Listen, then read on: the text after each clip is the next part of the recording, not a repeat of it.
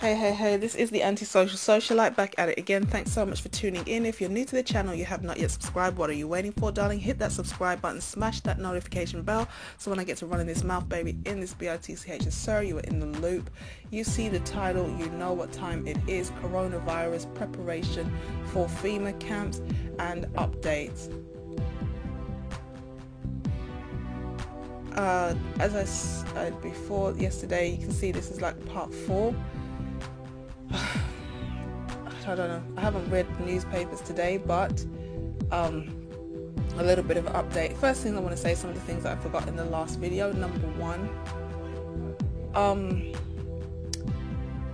remember yesterday I was talking about how when you talk with the phone in the room, sometimes when you go into Facebook, the ads that pop up pertain to what you had a conversation about. You know, in the last video we were talking about Assassin's Creed and how it has a strong Masonic bent to it. That's not, you know, I'm assuming that's what the plot is about, because like I said, after the first one I didn't play any more of the games.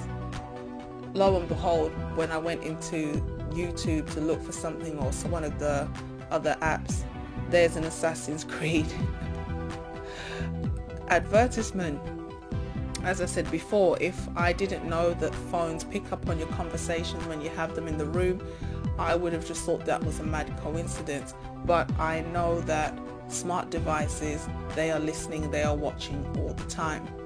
One of the other things that I didn't really touch on that I forgot in the last video was the whole cryptocurrency, getting rid of physical money. Now, again, this is something that, you know, Christians have been prophesying for a long time, saying that we're going to have a one world government, we're going to have a one world religion, we're going to have a one world currency, a one world political nation. And, you know, everybody was kind of watching the euro, with obviously the UK leaving the EU and refusing to take on the euro instead of getting rid of the pound and things like that. We know a lot of places have tried to unify their currency, but obviously now we know cryptocurrency is really where it's at. Now the thing that is so interesting, again, these are like just little observations. When I'm going around, the shops that were open, because now non-essential shops are closed for the most part. Some banks are open, post offices open, supermarkets are open, pharmacies are open. These are deemed essential buildings. Hardware places, these are deemed essential places. They're still open, but every other non-essential business is actually deemed to close. So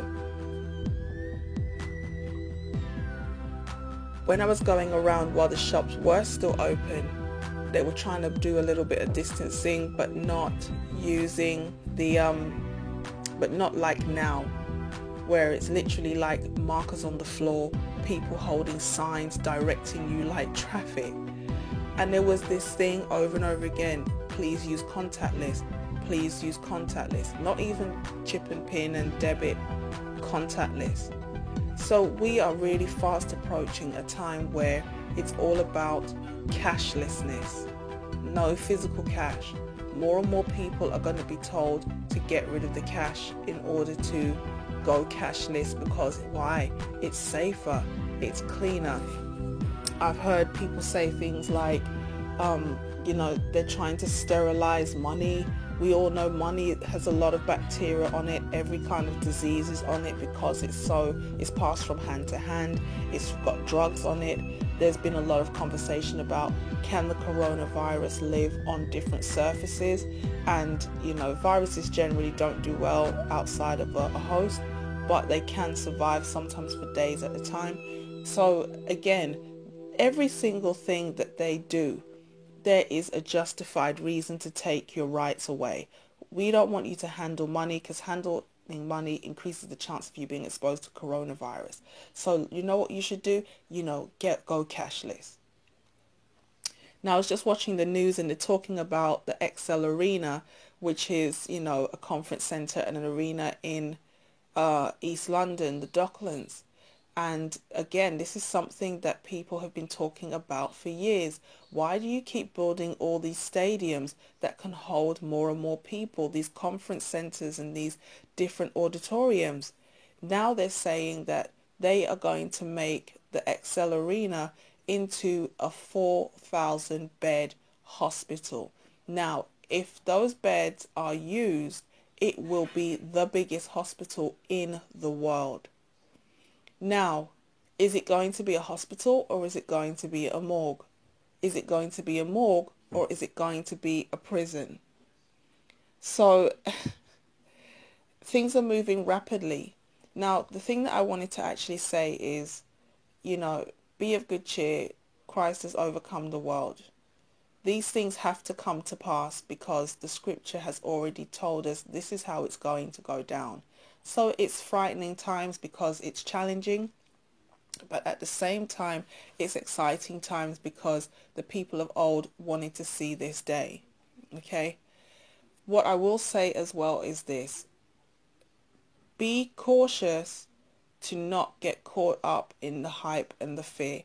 Now, the reason why I say that is not because there's nothing to fear, and there isn't something to fear. Okay, because fear is what's driving this thing along heavily. There's a new slogan that, one lady said it to me, and, she said, this must be the new catchphrase of 2020. Stay safe, stay safe, be safe, be safe. Everybody's just saying it to everybody. I'm like, the common cold and flu has been floating around for decades. Lots of people get colds and flu and they are fine. London has some of the highest rates of TB in Europe.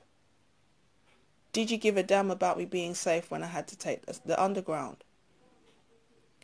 Like, when people say it to me, and there's some people that say it all the time, I feel like lunging for their throat. You are more at risk of me hitting you in the face than you dying of coronavirus if you keep telling me this be safe BS. Can you stop it? Because this is not a crazed axe murderer. This is not a serial rapist. This is not a sniper. This is not a bomb coming through my letterbox. This is a cold and flu virus. Do we need to take it seriously? To an extent, because if there really is a virus, there are people who could be put at risk if they have underlying health issues or they're more compromised or they react badly to this so-called virus. But apart from that, it is a virus that is commonly floating around all the time. So this idea that be safe, if you have to be outside, be safe. You know how you be safe? Wash your hands, don't touch your face. That's how you be safe. Okay?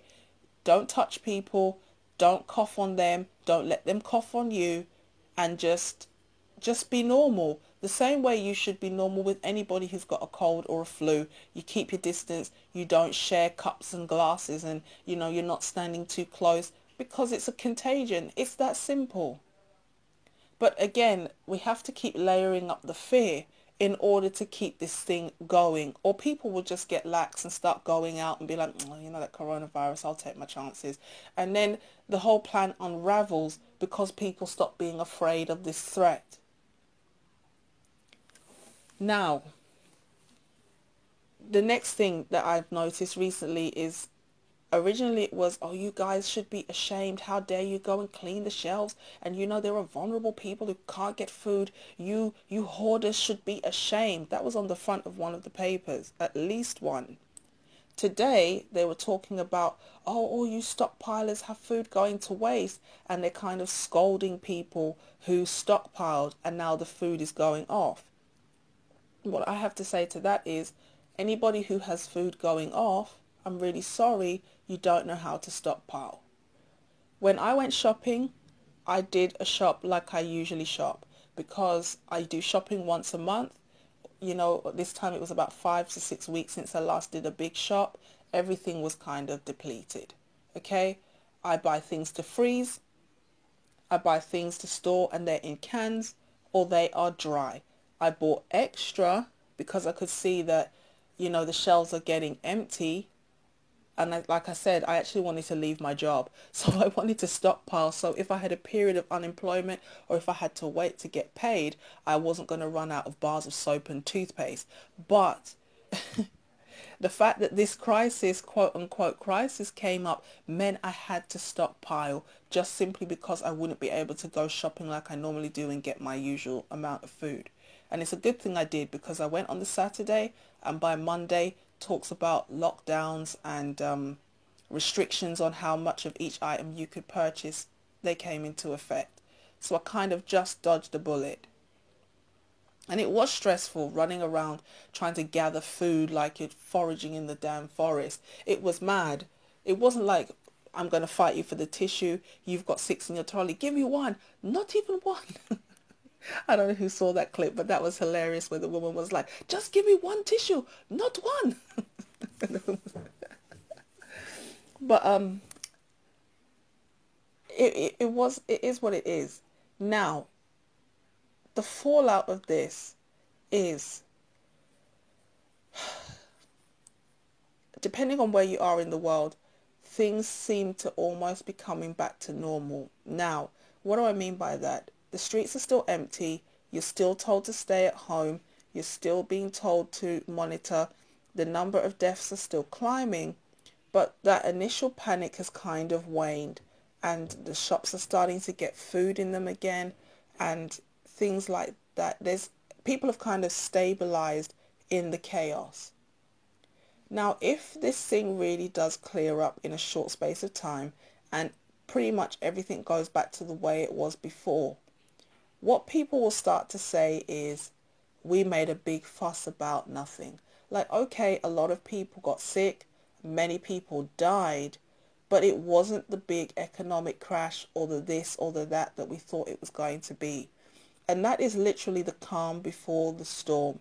Because if they bring out something like this again, people, you see, who controls the food controls the people.